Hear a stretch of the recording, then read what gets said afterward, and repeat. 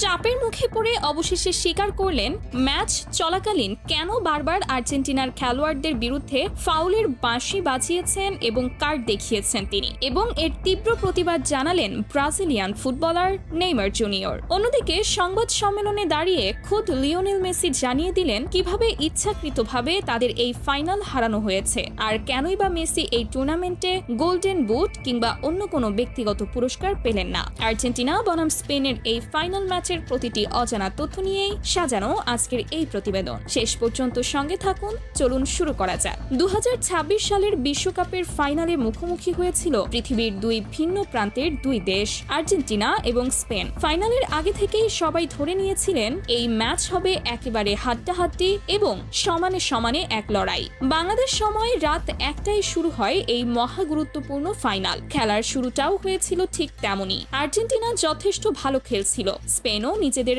সাধ্যমতো ভালো ফুটবল উপহার দিচ্ছিল, কিন্তু খেলার বয়স যখন 10 মিনিট পার হলো তখন থেকেই শুরু হলো এক রহস্যময় পরিবর্তন। আর্জেন্টিনা যেন হঠাৎ করেই নিজেদের স্বাভাবিক খেলার ছন্দ ভুলে গেল। একের পর এক ভুল পাস, উদ্দেশ্যহীন শট, বল কাকে দিচ্ছে কেন দিচ্ছে যেন কিছুই তারা বুঝে উঠতে পারছিল না মাঠে। অন্যদিকে স্পেনের খেলায় ছিল এক অন্যরকম সৌন্দর্য।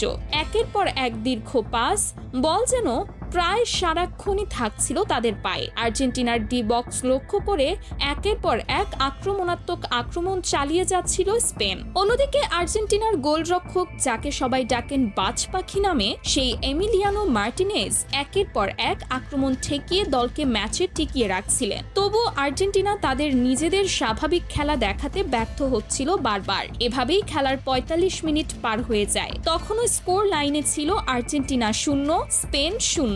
সবাই হয়তো ভেবেছিলেন বিরতির পর হয়তো ঘুরে দাঁড়াবে আর্জেন্টিনা, কিন্তু বাস্তবে হলো ঠিক তার উল্টো। বিরতির পর তারা যেন আরো এলোমেলো এবং দিশাহীন ফুটবল খেলতে শুরু করলো। আর্জেন্টিনার মতো একটি বিশ্বকাপ জয়ী দলের কাছ থেকে এমন হতাশাজনক পারফরমেন্স কেউই প্রত্যাশা করেননি। দলের প্রধান কোচ লিওনেল স্কালোনি একের পর এক খেলোয়াড় পরিবর্তন করে পরিস্থিতি সামাল দেওয়ার চেষ্টা করছিলেন, কিন্তু কোনো খেলোয়াড়ই যেন মাঠে নিজেদের স্বাভাবিক খেলাটা তুলে ধরতে পারছিলেন না। এদিকে শুরু থেকেই রেফারির সিদ্ধান্তগুলো নিয়ে জন্ম নিতে শুরু করেছিল প্রশ্ন। মনে হচ্ছিল যেন প্রথম মিনিট থেকেই আর্জেন্টিনার বিপক্ষেই দাঁড়িয়ে আছেন তিনি। যদিও এটাও সত্যি যে আর্জেন্টিনা এই ম্যাচে যথেষ্ট পরিমাণ ফাউল খেলেছিলেন, তবু আসল বিতর্কের সূত্রপাত ঘটে নির্ধারিত 90 মিনিটের পরের অতিরিক্ত সময়, অর্থাৎ 93 মিনিটের মাথায়। এনজো ফার্নান্ডেজের একটি সাধারণ মানের ফাউলে তাকে সরাসরি লাল কার্ড দেখিয়ে মাঠের বাইরে পাঠিয়ে দেন রেফারি স্লাভকো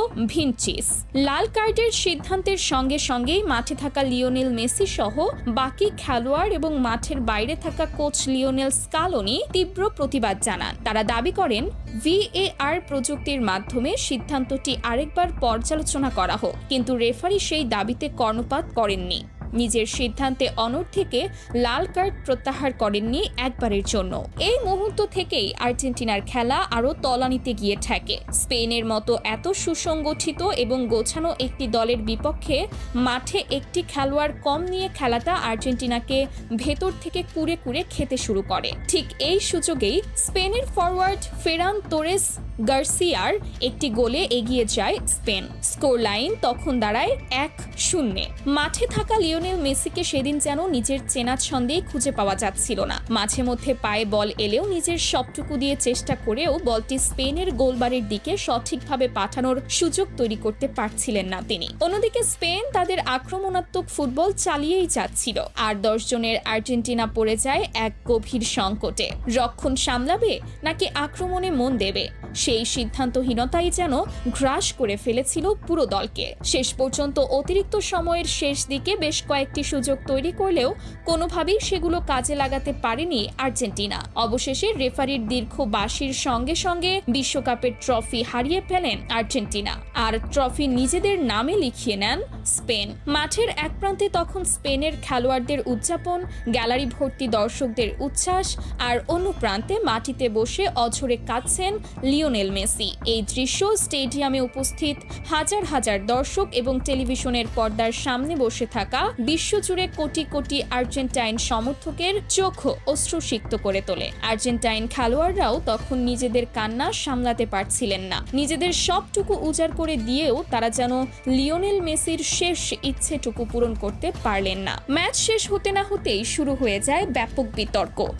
রেফারির এমন সিদ্ধান্ত কোনোভাবেই মেনে নিতে পারছিলেন না খোদ লিওনেল মেসি নিজেই। সংবাদ সম্মেলনে তিনি স্পষ্ট ভাষায় জানান, স্পেন তাদের সেরাটাই দিয়ে খেলেছে এবং তারা এই শিরোপার যোগ্য দাবিদার। কিন্তু রেফারির এমন একতরফা সিদ্ধান্ত কখনোই মেনে নেওয়া যায় না। মেসি আরও বলেন, ফাইনালের মতো এত গুরুত্বপূর্ণ একটি ম্যাচে লাল কার্ডের মতো এমন কড়া সিদ্ধান্ত নেওয়ার আগে বিষয়টি আরও গভীরভাবে পর্যালোচনা করা উচিত ছিল। এদিকে ফুটবল বিশ্লেষকরা আরও একটি বিতর্কিত দিক নিয়ে আলোচনা শুরু করছেন। তারা বলছেন, পুরো টুর্নামেন্ট জুড়ে সর্বোচ্চ 8টি গোল করা লিওনেল মেসিরই প্রাপ্য ছিল গোল্ডেন বুট পুরস্কার। অথচ ফাইনালের আগ পর্যন্ত এই টুর্নামেন্টে মেসি ছিলেন সর্বোচ্চ গোলদাতা। কিন্তু এর ঠিক পেছনেই লুকিয়ে আছে এক বড় ধরনের রাজনীতির গন্ধ।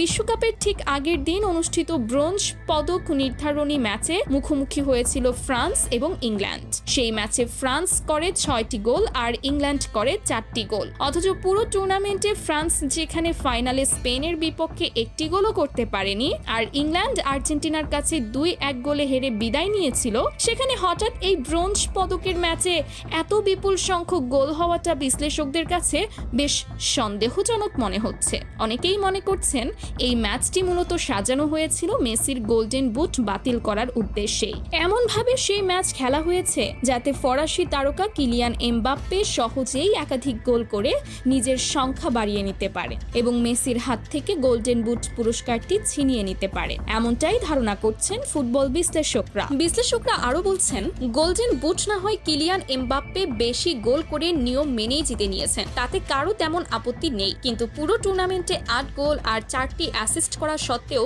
গোল্ডেন বল পুরস্কারটি পাননি লিওনেল মেসি, যার পুরোপুরি দাবিদার ছিলেন তিনি নিজেই। এই সম্মানসূচক পুরস্কারটি শেষ পর্যন্ত ওঠে স্পেনের অধিনায়ক ও মিডফিল্ডার রদ্রির হাতে। সেরা খেলোয়াড় হিসেবে গোল্ডেন বল জিতে নেন তিনি। আর ঠিক এখান থেকেই ক্ষোভ ছড়িয়ে পড়ে ফুটবল প্রেমীদের মাঝে। প্রায় সবার মুখেই একই কথা, ফিফা সরাসরি অন্যায় করেছে লিওনেল মেসির সঙ্গে, কারণ এই পুরস্কারের প্রকৃত ও পূর্ণ দাবিদার ছিলেন একমাত্র মেসি। বিশ্বকাপ শুরুর আগে থেকেই অনেকে বলে আসছিলেন ফিফা নাকি সবসময় আর্জেন্টিনাকে বাড়তি সুবিধা দিয়ে আসছিল, কিন্তু খোদ ফাইনালেই এভাবে আর্জেন্টিনার বিরুদ্ধে এমন এক সুপরিকল্পিত ষড়যন্ত্রের অভিযোগ ওঠাটা যেন সম্পূর্ণ ভিন্ন এক বাস্তবতা তুলে ধরে। এটা ঠিক যে আর্জেন্টিনা নিজেদের সামর্থ্য অনুযায়ী খেলতে পারেনি, রীতিমতো হতাশাজনক ফুটবল উপহার দিয়েছে সেটি, কিন্তু রেফারির এমন